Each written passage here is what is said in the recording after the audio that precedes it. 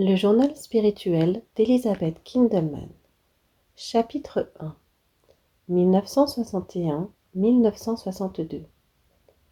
Mes combats spirituels. Nuit obscure.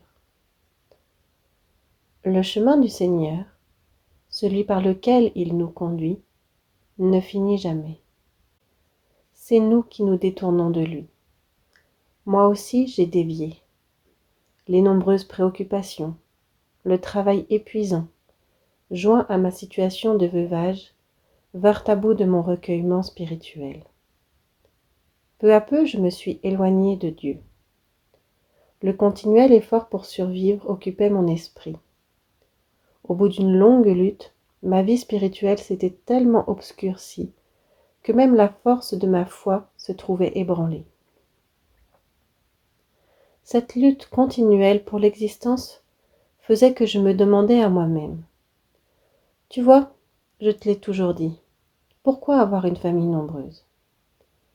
Pendant que je ressassais ces idées, tout ce qui auparavant avait été sacré pour moi et donnait un sens à ma vie me paraissait vide et insignifiant. On me renvoyait d'un lieu de travail et je devais aller à la recherche d'un autre ailleurs. Alors la misère devenait encore plus grande et plus forte la tentation. L'ennemi malin me molestait continuellement. Pourquoi te racontes-tu des histoires ?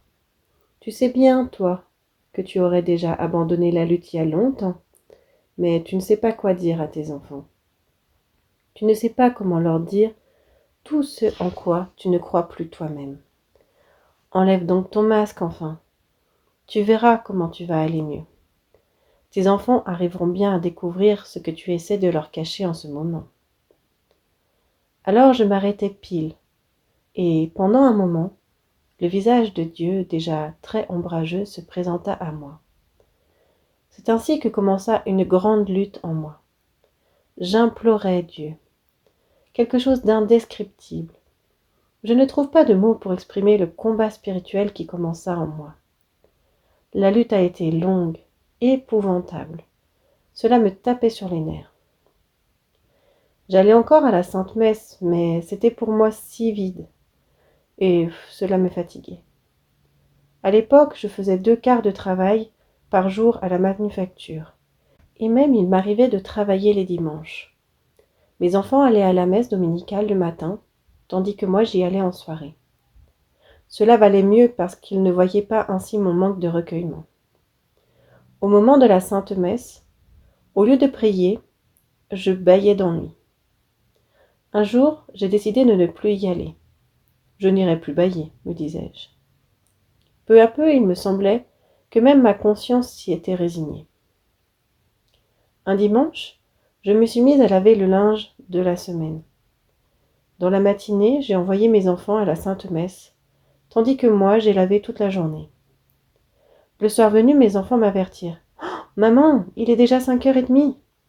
Je me suis sentie dérangée par cela, et j'ai continué mon travail. Finalement, un de mes enfants, quelques minutes avant 6h, me dit « Je t'en prie, dépêche-toi !» Cela m'a secouée, et j'y allais. J'y allais, mais dans cet état, je ne savais pas comment m'adresser à Dieu.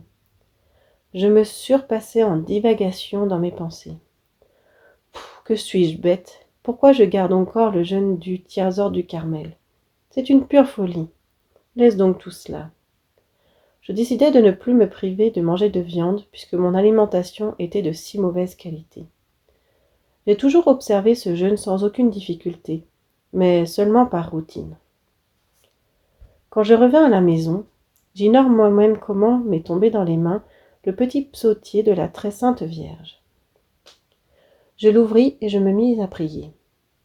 Cette prière, qui dans le passé montait toujours de mon cœur vers Dieu, me semblait maintenant un vain murmure. Je pris dans mes mains mon vieux livre de méditation, mais c'est en vain que je m'efforçais. Un silence obscur, glacé et muet m'entourait de toutes parts. J'éclatais en sanglots. Dieu ne veut plus rien savoir de moi. Une semaine où mon quart de travail commençait le matin, et la semaine suivante, où il commençait dans l'après-midi et se terminait très tard, j'ai éprouvé une grande angoisse intérieure. Il me venait de telles pensées que les révéler serait blasphémer contre Dieu. Au milieu de ce grand combat, l'ennemi malin me fit entendre dans mon cœur des paroles horribles. C'est pour cela que je te l'ai permis, pour que tu te persuades qu'il est inutile de lutter davantage. La terrible lutte dura environ 3 ans, jusqu'au jour où ma fille me dit « Maman, dépêche-toi, aujourd'hui à 2 heures de l'après-midi, ce sera l'enterrement du docteur B. » Il était déjà 1 heure de l'après-midi. Cela m'a donné un coup au cœur. Sans y penser davantage, je me suis habillée pour ne pas me mettre en retard. Quand je suis entrée dans la salle de la veillée mortuaire, j'ai éclaté en sanglots. Je pensais, lui, il est bien maintenant. Il a été un véritable carme de vie sainte et exemplaire. Mais moi, est-ce que je me rendrai jusque-là, moi? Ne pleure pas. C'était sa voix aimable et douce, comme seules les âmes bienheureuses peuvent faire entendre. Retourne au Carmel. Le lendemain, c'était le dimanche 16 juillet, fête de la reine du Carmel, patronne de notre église. J'arrivais tôt le matin et je restais jusqu'à la tombée de la nuit. C'est avec beaucoup de difficulté que je me levais pour aller me confesser. Une sécheresse terrible consumait mon âme. Je ne ressentais aucun regret dans mon cœur.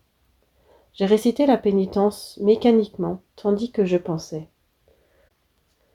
Tous ces gens sont en train de louer notre très sainte mère, mais l'idée ne m'est même pas venue à l'esprit que moi aussi j'étais en train de la louer. Je ne faisais que penser au frère B, parce que cela procurait un peu de soulagement à mon âme. C'est lui qui me poussa à aller vers la très sainte Vierge. Vas-y, et incline-toi devant elle. C'est ce que je fis. Mais je ne trouvais pas la paix. La nuit était déjà bien avancée quand je suis arrivée à la maison. Là, j'ai été saisie d'une sensation tellement étrange, comme si j'avais laissé mon âme meurtrie et usée au Carmel. Même si ce jour-là, je n'avais pas pris une seule bouchée, c'est avec beaucoup de difficulté que je me suis mise à calmer ma faim. Le malin se plaça de nouveau tout près de moi. « Sotte, à quoi te sert tout cela? Repose-toi donc. Ne donne pas de l'importance à ces choses-là. » Avec un poids sur le cœur, je suis sortie dans le jardin, où dans le silence de la nuit j'ai commencé à verser des larmes abondantes. À la lumière des étoiles, devant la statue de Notre-Dame de Lourdes que j'avais dans notre jardin, j'ai commencé à prier avec une grande ferveur. Le matin suivant, j'allais en hâte à la petite chapelle que je fréquentais autrefois, quand j'étais moi-même une jeune maman, et où je m'étais retrouvée tant de fois à la table du Seigneur avec le frère B. Aujourd'hui encore, c'était la sympathie que je ressentais pour lui qui me conduisait là. En chemin, je rencontrai quelques anciennes connaissances qui gardaient de moi le souvenir d'une jeune maman exemplaire. Cela me troublait parce que je croyais que le malin voulait maintenant me tenter par la vanité. J'implorais de tout cœur. « Ma mère du ciel, plus jamais je ne veux être infidèle. Ne m'abandonne pas. Tiens-moi fort, j'ai peur de moi-même. Mes pas sont si chancelants. »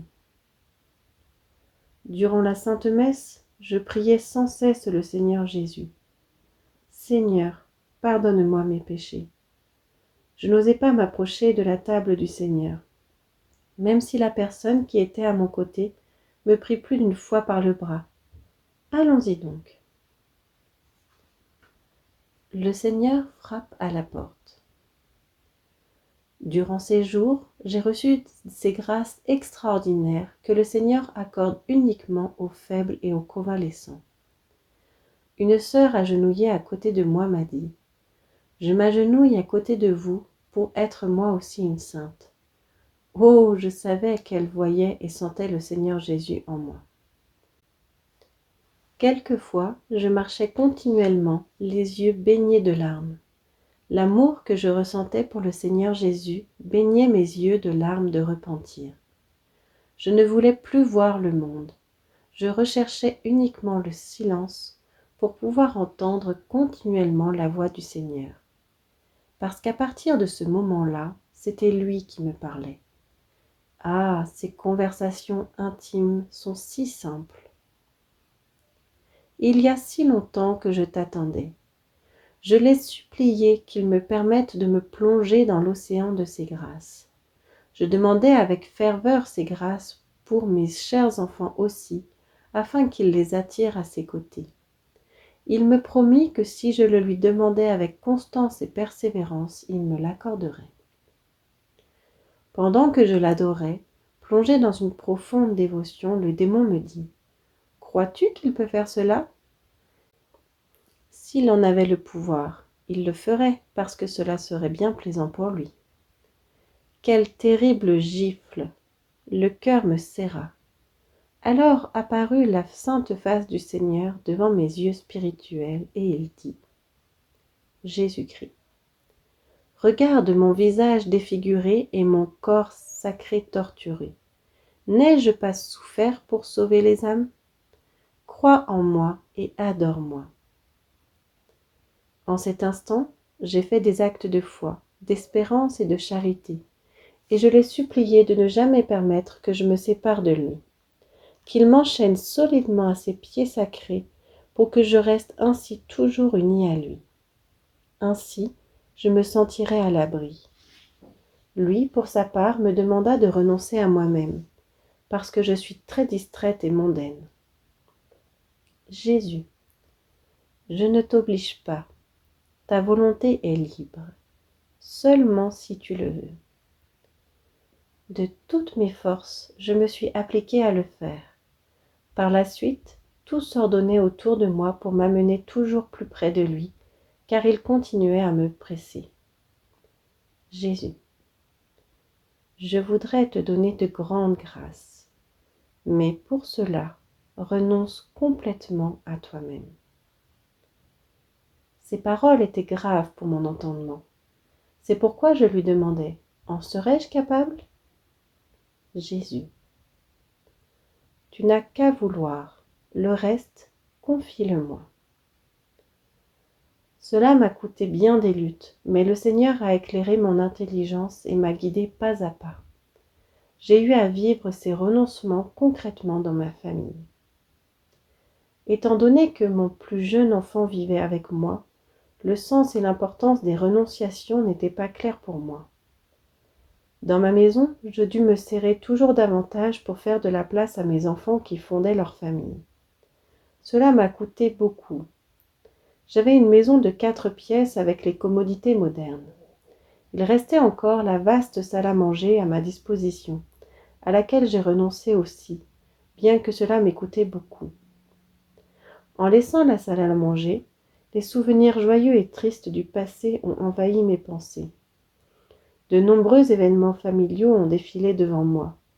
Les nuits si intimes des fêtes de Noël, les noces, les célébrations des baptêmes des petits-enfants, la table pauvrement garnie durant les années d'indigence, quand pendant des années il n'y avait pour le petit déjeuner qu'un morceau de pain beurré. Durant des années, le pauvre plat de légumes est resté sans aucun accompagnement, mais j'ai eu soin de placer en évidence, à côté de chaque assiette, une belle pomme toute brillante. Je mettais la table avec soin pour que les enfants ne sentent pas que nous vivions des années de pauvreté. À cette époque-là, je circulais allègrement au milieu d'eux, et je gardais pour moi l'incessante préoccupation de leur alimentation. Ce que je veux dire, c'est que cette pièce était une partie de mon cœur, ce qui rendait difficile la renonciation. J'ai déménagé dans une autre pièce en pensant que j'allais y faire mon nid avec mes souvenirs. C'était la chambre des enfants. J'ai pensé, ici mon âme va avoir la paix, la tranquillité. Je n'aurai plus à changer de pièce de nouveau. Peu de temps auparavant, mon plus jeune fils s'était marié. J'ai dû l'aider pour que lui aussi puisse avoir sa chambre. J'ai renoncé à cette pièce également. J'ai senti que c'était le Seigneur qui me demandait ce sacrifice, pour que je sois entièrement pauvre. Sous mes yeux, Défilèrent les nuits passées en veille auprès du lit d'un des enfants malades. Leurs joyeux tapages, les prières du soir, les intimes lectures familiales. En pensant à ces souvenirs, j'ai senti une douleur au cœur, comme lorsqu'on perd quelque chose de très cher, et le Seigneur se faisait pressant. Renonce complètement à toi-même. Jésus, renonce complètement à toi-même. Alors j'ai distribué tout ce que j'avais entre mes enfants pour que plus rien ne m'attache à ce monde. Par la suite, j'ai eu la sensation d'avoir fait le nécessaire. Il ne me restait même pas une place où incliner ma tête en toute tranquillité. La voix du Seigneur continuait à me presser. Jésus, renonce à toi-même. Tout est devenu obscur et triste autour de moi. À présent, que puis-je faire de ma vie ? Et le malin vint avec un large sourire. Ne te décourage pas, tu n'es pas encore si vieille. Repose-toi bien, fais-toi belle, divertis-toi. Et si tu en as l'occasion, marie-toi. Ce n'est pas du tout honteux. Alors tu auras de nouveau ton foyer et tu vas appartenir à quelqu'un. Ta conscience peut rester tranquille, tu vas accomplir ton devoir de mère. Le sang me monta au visage parce que c'est vrai que je me sentais bien seule. Le matin suivant, je m'inclinai devant l'autel du Seigneur.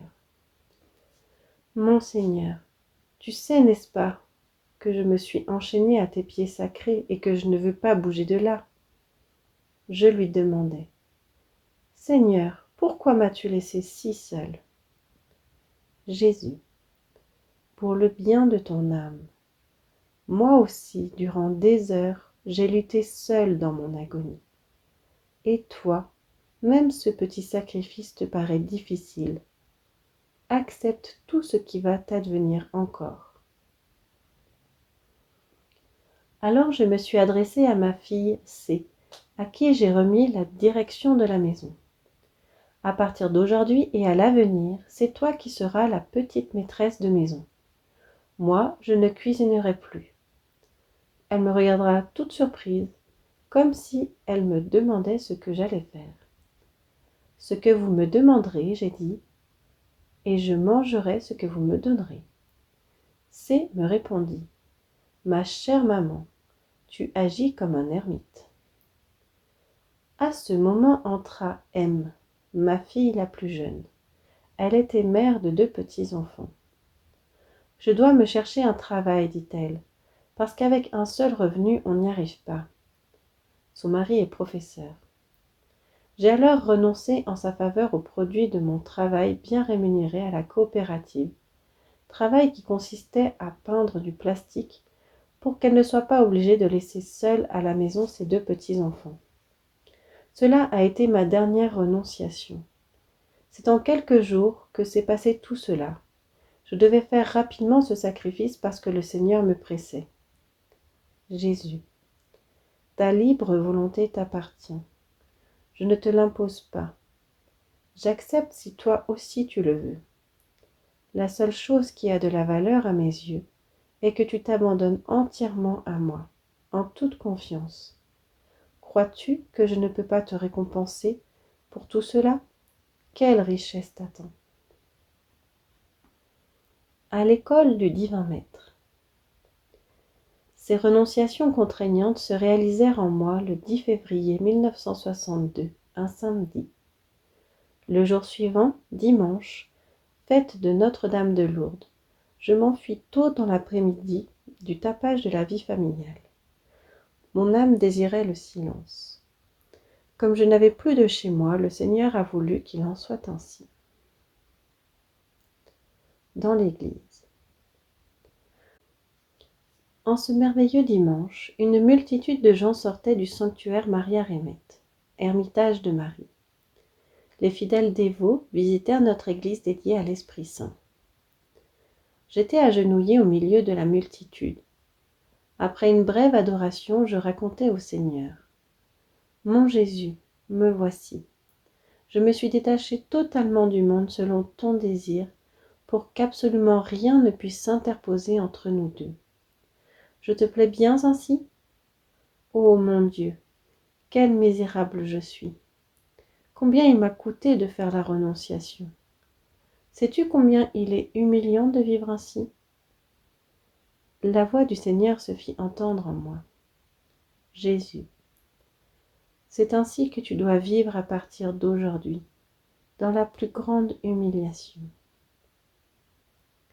En entendant ces mots, mon âme s'est plongée en ces éternelles réflexions.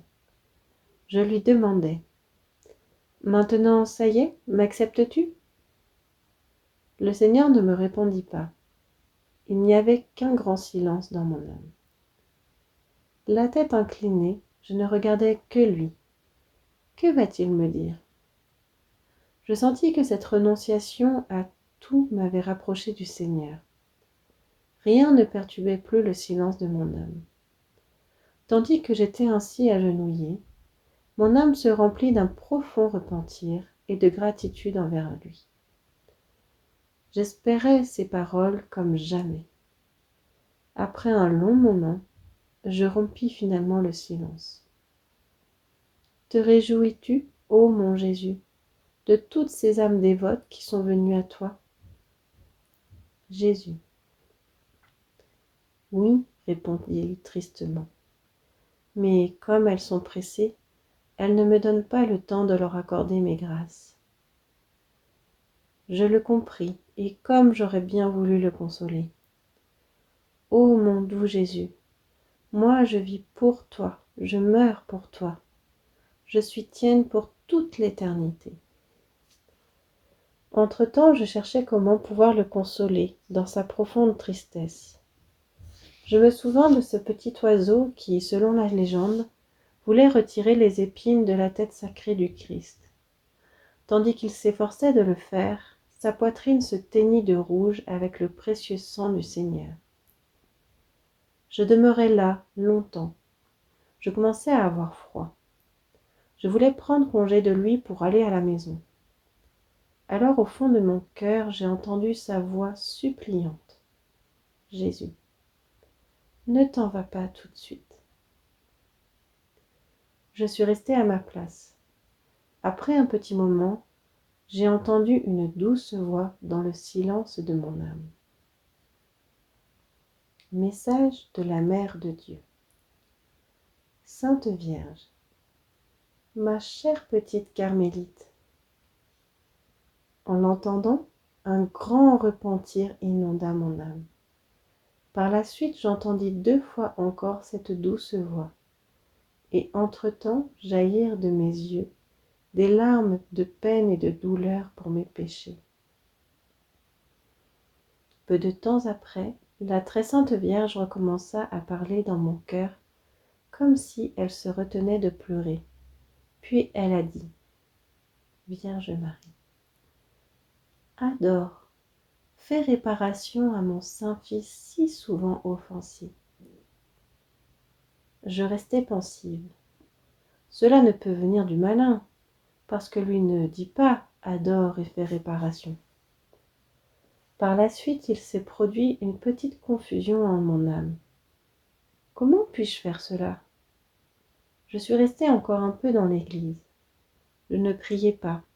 Je voulais seulement mettre mes pensées en ordre. Mais une étrange pénombre recouvrait mon esprit. En route vers la maison, j'ai demandé à la très sainte Vierge. Ma Mère du ciel, si c'est toi qui me demandes cela, alors dirige mes chemins auprès de ton très saint Fils. Même le jour suivant, je n'ai pas pu me libérer de cette pensée. Durant la Sainte Messe, je suppliais avec ferveur. Ma Mère du ciel, comment et que dois-je faire? Tu seras à mes côtés, n'est-ce pas? Je suis si petite et si faible sans toi. La Sainte Messe terminée, j'ai senti un fort désir de demander la clé de la maison du Seigneur pour pouvoir y avoir libre accès. Je me suis présentée devant la sœur Sacristine avec ma demande. Je lui ai décrit la situation à la maison. Le charme avec lequel la lui ai décrite la surprise. Elle m'a répondu qu'il n'était pas en son pouvoir de me confier la clé. Elle devait demander la permission au prêtre. 2 jours plus tard, très tôt, la sœur me communiqua la bonne nouvelle. J'ai reçu la clé demandée. Le jour même, j'allais avec la précieuse clé. Au moment d'ouvrir la porte, mon cœur s'est mis à battre fortement. Je sentais que le Seigneur partageait avec moi sa maison d'une manière particulière, à la place d'un foyer. Il m'en donnait un autre. C'est pour cela que cette église m'est si chère. Quand je suis entrée par la porte latérale, je me suis arrêtée devant l'autel de la très sainte Vierge, patronne du peuple hongrois. Je l'ai saluée.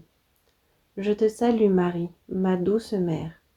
Je t'en prie humblement, garde-moi sous ta protection spéciale. Recommande-moi à ton Fils très saint. Je suis ton infidèle petite carmélite, ma mère. J'emploie les mots mêmes avec lesquels tu t'es adressée à moi. Je sais que je ne suis pas digne d'être appelée ainsi. Même si je vivais des siècles, jamais je ne pourrais le mériter. Viens, ma mère, conduis-moi maintenant à ton très saint Fils. La première heure sainte, fais un effort pour que nous soyons nombreux. Comme j'étais seule dans la vaste église, je me suis inclinée aux pieds du Seigneur comme je ne l'avais jamais fait auparavant, et je lui ai demandé « Nous ne sommes plus que nous deux ?» Jésus. Malheureusement. J'ai entendu sa voix triste au fond de mon cœur. Jésus, fais un effort pour que nous soyons nombreux. Il n'y a pas de mots pour exprimer la gratitude et la douleur du cœur qui jaillirent de mon âme vers le Seigneur. Ô mon doux Sauveur, personne ne sait mieux que toi combien j'ai tâtonné avant d'arriver jusqu'à toi, par ta grâce. Mon Seigneur, à présent que tu as enlevé la carapace extérieure de mon âme, je sens que l'abondance de ta grâce m'inonde. Ô mon Jésus, enlève les grandes fautes de mon âme à coups de ciseaux. Peu importe que cela me fasse mal, pourvu que le jour où j'aurai à me présenter devant toi à l'heure de ma mort, tu puisses reconnaître en moi l'œuvre de tes saintes mains. Mon aimable Jésus, je veux tellement regretter mes péchés, comme ne l'a jamais fait aucun pécheur repenti, et t'aimer comme aucun pécheur converti ne t'a jamais aimé.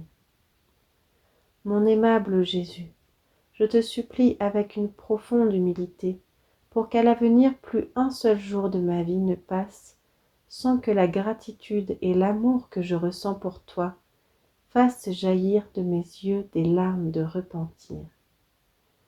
Humilie-moi, mon Seigneur Jésus, chaque instant de ma vie, pour que je sente sans cesse à quel point je suis pauvre et misérable.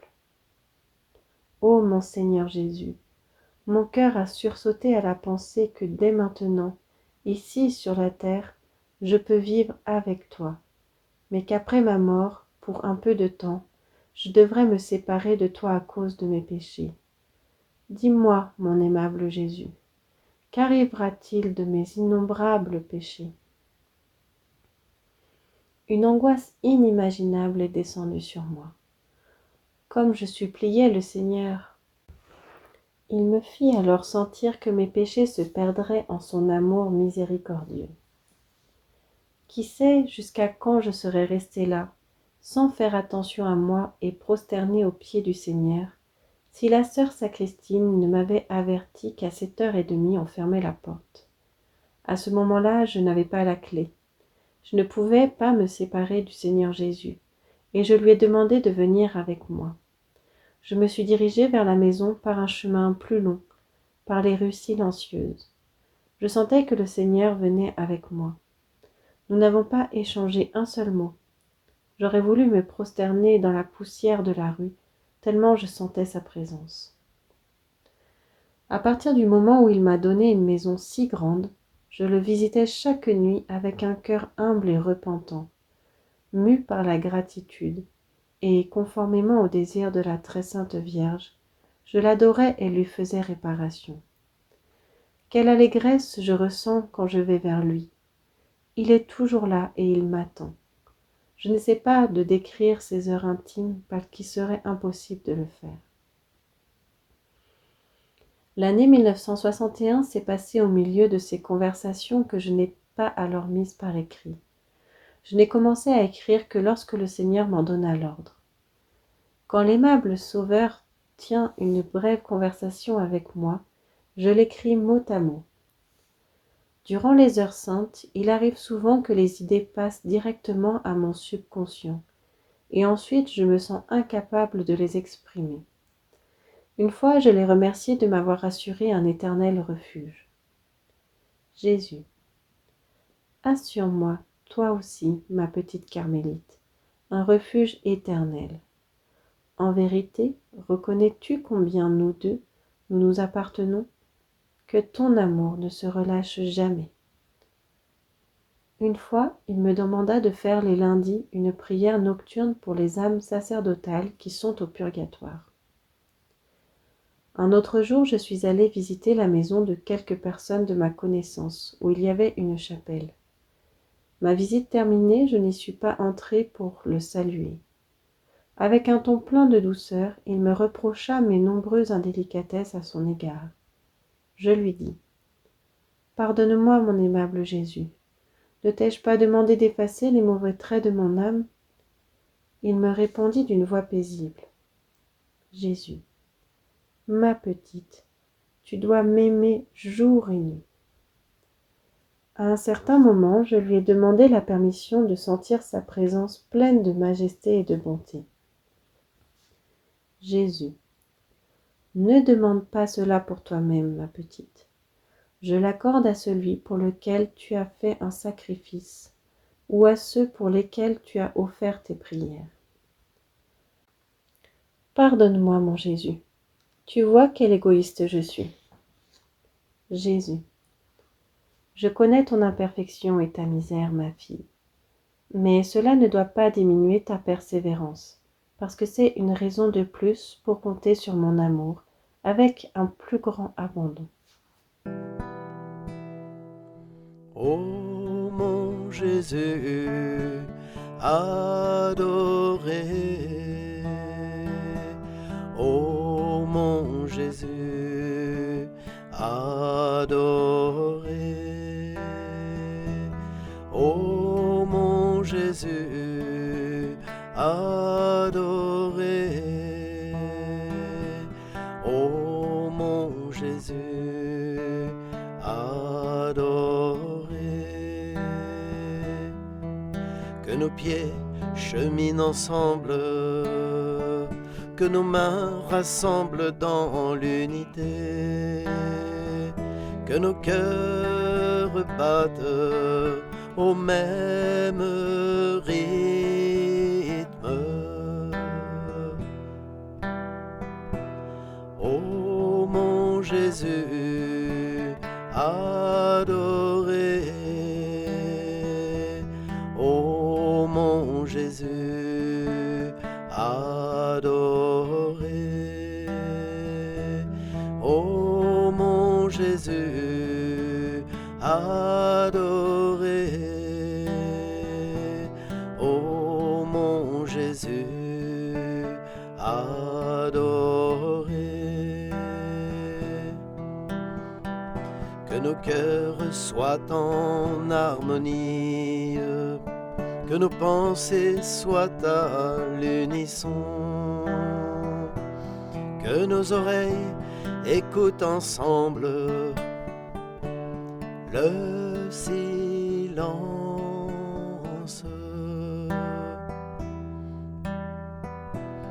Ô mon Jésus adoré, ô mon Jésus adoré, ô mon Jésus adoré, ô mon Jésus adoré. Que nos regards se fondent l'un dans l'autre et que nos lèvres supplient ensemble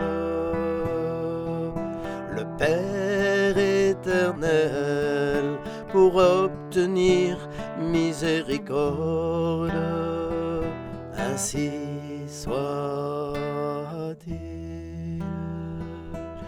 Ô mon Jésus adoré,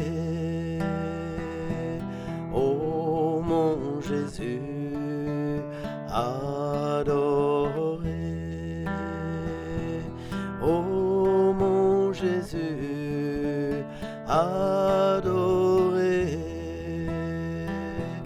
ô mon Jésus adoré.